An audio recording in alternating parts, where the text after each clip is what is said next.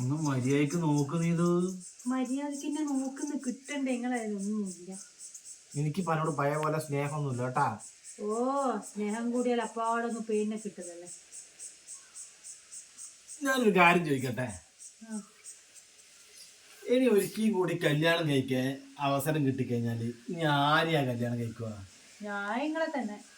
അല്ല, നമ്മൾ പരസ്പരം അല്ലാണ്ട് നിനക്ക് വേറെ ആഗ്രഹം ഉണ്ടാവില്ലേ ഇങ്ങനെ ഇന്നയാളെ കല്യാണം കഴിക്കണമെന്നല്ലോ? ഒരു കാര്യം ചെയ്യ്, നിനക്ക് അങ്ങനെ ആഗ്രഹമുള്ള ആളെ പേര് നീ ഒരു കടലാസിൽ എഴുത്, അനക്ക് ആഗ്രഹമുള്ള ആളെ ഞാനും എഴുതാം. വെറുതെ നേരെ പോകാൻ വേണ്ടിട്ട്. തമാശക്കാണേ. വാ.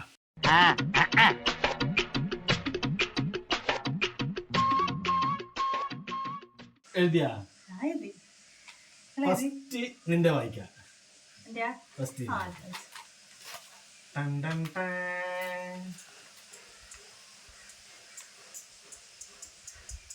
മമ്മൂട്ടിയാ. ഓട്ടത്തിൽ മമ്മൂട്ടിക്ക് 72 വയസ്സായി. ചുള്ളനാണ്. രണ്ടാമതാര ദുൽഖറാ.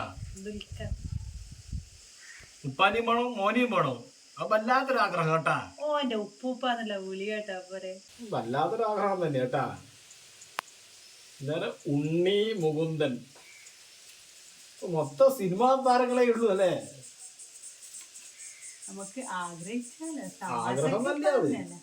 ഉണ്ണി മുകുന്ദനാത്തിന്റെ കാണണം, തോന്നിച്ചാവും. ഇനി അന്റെ രശ്മി.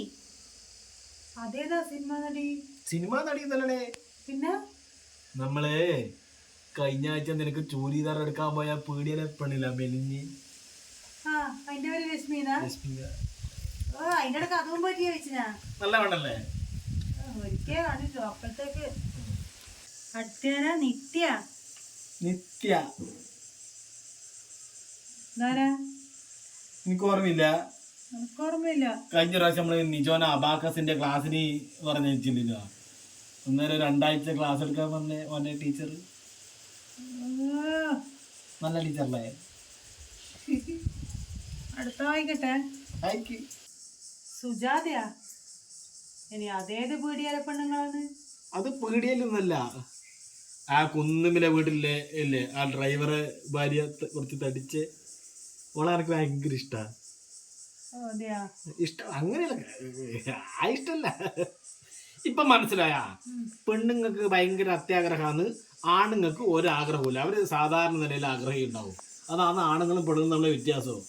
അത് മനസ്സിലായി. ഒരു പേരും കൂടി വിട്ടുപോയി.